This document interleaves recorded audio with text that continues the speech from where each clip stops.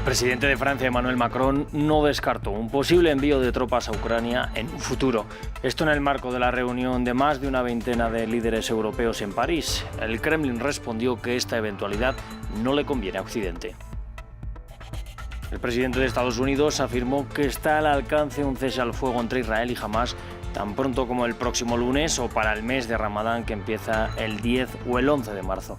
El acuerdo implicaría el intercambio de 40 rehenes israelíes por cerca de 400 prisioneros palestinos. En Estados Unidos, nueva etapa en la carrera hacia la Casa Blanca. Electores republicanos y demócratas de Michigan votan para sus respectivas primarias. La guerra en Gaza podría influenciar a los electores en este estado con una importante comunidad árabo-americana. Bienvenidos a un nuevo informativo de France 24. Yo soy Rodrigo Sedano y es un placer estar con ustedes. Abrimos el informativo con el día después de la reunión de París, en la que más de una veintena de líderes europeos se reunieron el lunes para debatir su apoyo a Ucrania. El presidente francés, Emmanuel Macron, advirtió de que era hora de pasar a la acción y anunció nuevas medidas para suministrar más armas a Kiev. Macron anuncia además que todos estuvieron de acuerdo en avanzar hacia una economía de guerra para ayudar a Ucrania y no descartó tampoco un posible envío de tropas. Tenemos todos los detalles. En presencia de 27 aliados de Ucrania, el presidente francés Emmanuel Macron pidió dar un salto adelante para garantizar la derrota de Rusia, manteniendo todas las opciones sobre la mesa.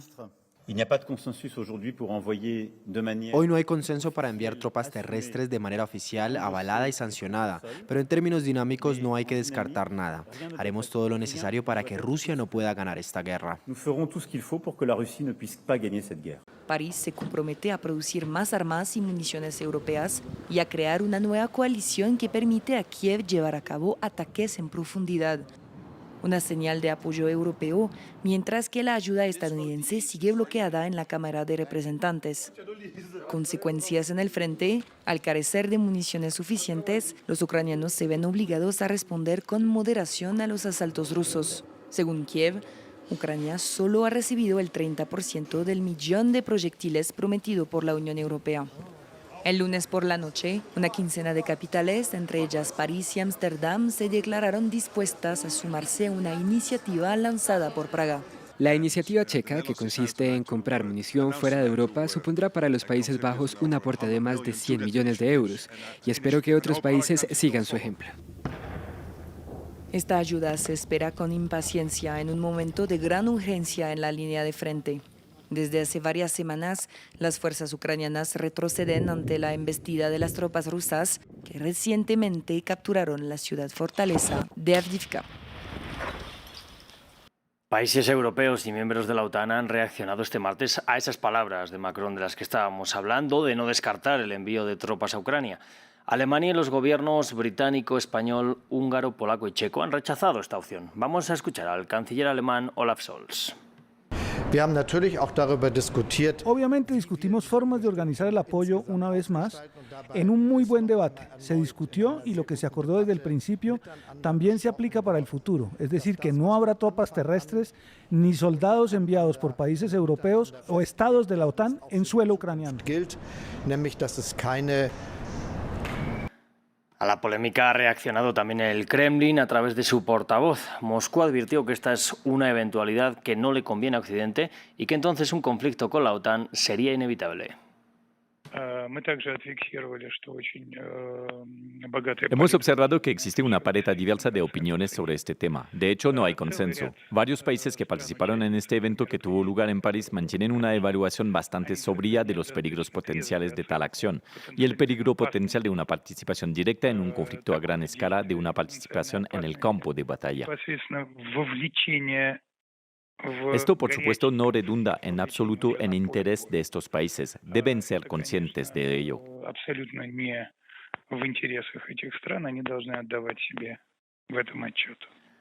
Y hace 10 años ya, entre el 27 de febrero y el 26 de marzo de 2014, Rusia invadía y anexionaba la península de Crimea a su territorio.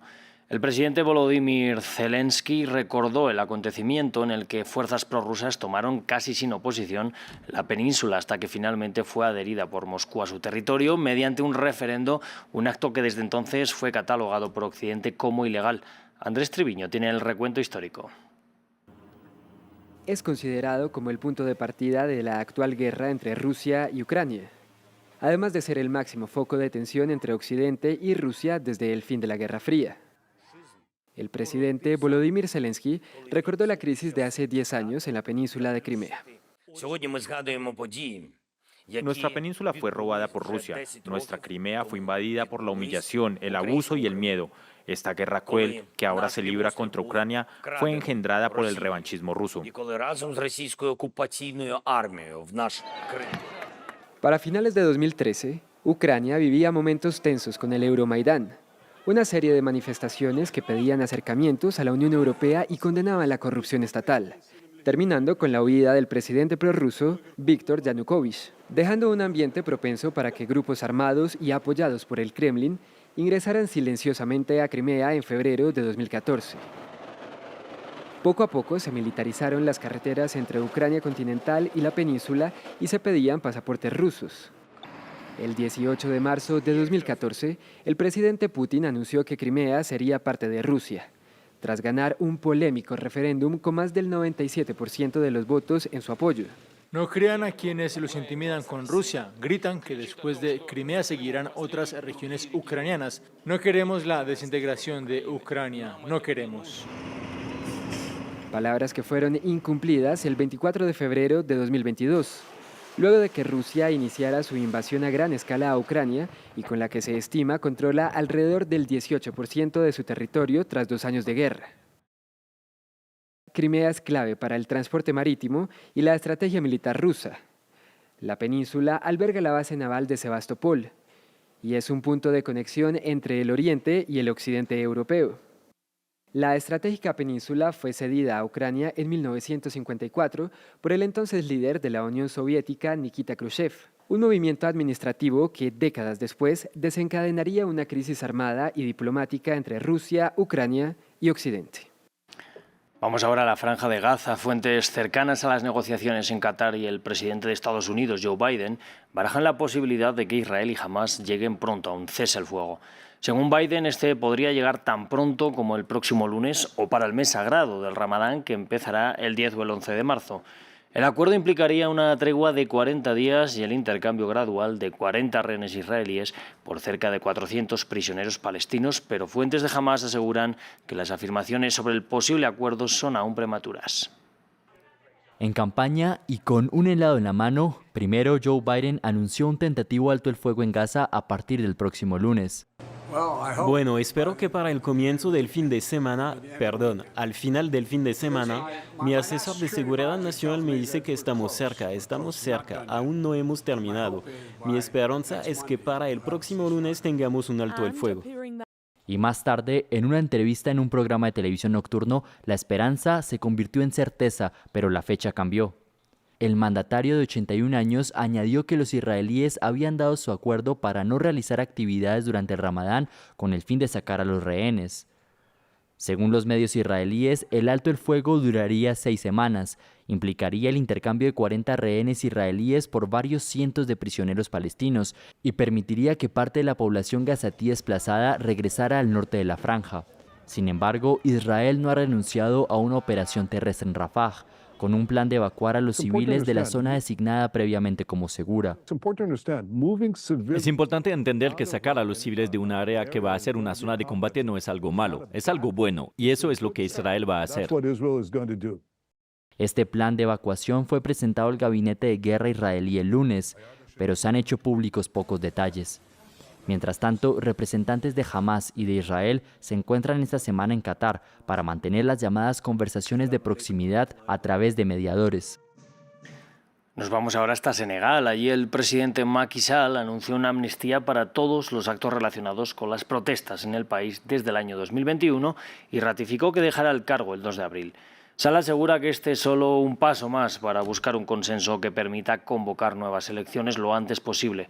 Estas elecciones deberían haberse celebrado este pasado fin de semana, pero a inicios de febrero el presidente las aplazó, desatando importantes protestas en el país. Estas fueron hoy sus palabras.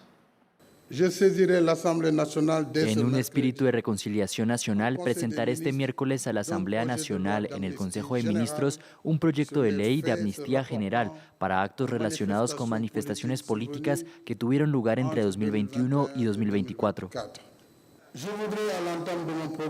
Quiero aprovechar esta oportunidad para reafirmar que como presidente de la República no tengo ninguna agenda personal. Quiero reafirmar de forma clara e inequívoca que el 2 de abril concluirá mi mandato. Cambiamos de continente y nos vamos hasta Estados Unidos. Los votantes de Michigan, en el norte del país, están llamados a las urnas este martes en el marco de las primarias presidenciales.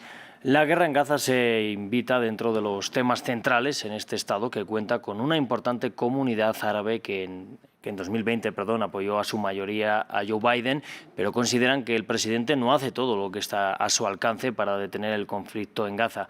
William Gasso con los detalles. La guerra en Gaza interfiere en la campaña electoral estadounidense. Este martes, los electores de Michigan votan para las primarias presidenciales republicanas y demócratas. Dentro de los votantes de este estado del norte del país, 300.000 árabes americanos. En 2020, la mayoría apoyaron a Joe Biden, pero esta vez critican la falta de acción del presidente a favor de los civiles en Gaza y algunos prefieren votar por Donald Trump. Una persona no puede reconocer el asesinato de 30.000 personas. Esa es la vergüenza. Podría decir, sí, 30.000 personas han sido asesinadas, detengámoslo. Biden falló en esto. Trump tal vez solo es un fanático antiislámico o racista o lo que sea, pero el mundo no experimentó un solo bombardeo con él. Yo personalmente, sí, votaré por Donald Trump si Joe Biden es el candidato. Michigan también acoge a una importante comunidad judía, alrededor de 100.000 personas, que aún respaldan a Joe Biden, satisfechas de su apoyo a Israel. Sin embargo, el discurso del presidente, que criticó a veces la ofensiva israelí, está mal recibido por la comunidad. Creo que inicialmente la respuesta del presidente Biden a la situación fue útil y de apoyo. Creo que con el paso del tiempo se ha vuelto más cuestionable. Y creo que Estados Unidos necesita tener una postura profundamente protectora de la democracia en todo el mundo. Y eso significa profundamente respetuosa con Israel. Michigan es considerado como uno de los estados bisagras. Los votos de sus electores podrían ser claves en las elecciones presidenciales de noviembre. Y Perú decretó el estado de emergencia en la mayoría de las provincias, incluyendo a Lima, debido a un aumento de los casos de dengue que ya ha cobrado 32 vidas desde el principio de año. Un brote agravado por las altas temperaturas y las fuertes lluvias que afectan al país andino. Les contamos más en este informe. Situación crítica en Perú por nuevo brote de dengue. Los casos han aumentado en Perú por segunda vez en menos de un año. Las autoridades afirman que la situación está fuera de control. Debo anunciar que mañana se va a declarar en emergencia sanitaria a 20 regiones del país durante el plazo de 90 días, esto por el tema del dengue. El estado de emergencia agiliza la transferencia de fondos a las zonas afectadas y permite al gobierno redistribuir a médicos y enfermeras. Transmitida por la picadura del mosquito Aedes aegypti, la enfermedad suele ser asintomática, pero puede causar fiebre alta y es mortal en un pequeño porcentaje de casos. En la provincia de Casma, al norte de Lima, las autoridades sanitarias están desbordadas. La situación está complicada aquí en la provincia de Casma, bueno, y alrededores, ya se podría decir Casma como provincia y los distritos, tanto Comandante Noel como Buenavista, donde ya aparecieron ya casos de dengue, e incluso en el distrito de Yaután también, ¿no? Tenemos el mismo problema y desgraciadamente, no desgraciadamente, sino que ya no hay hospitales y todos se vienen a atender aquí a la ciudad de Casma. Según la Organización Mundial de la Salud, el cambio climático ha multiplicado por 10 el número de casos. Y la proliferación de mosquitos se debe a las altas temperaturas agravadas por las fuertes lluvias. El brote actual en Perú toma una trayectoria más letal que el del año pasado, que cobró la vida a más de 400 personas en 2023 y desbordó los hospitales. Con las preocupaciones por el dengue en Perú nos despedimos, pero sigan conectados a France 24 y France24.com.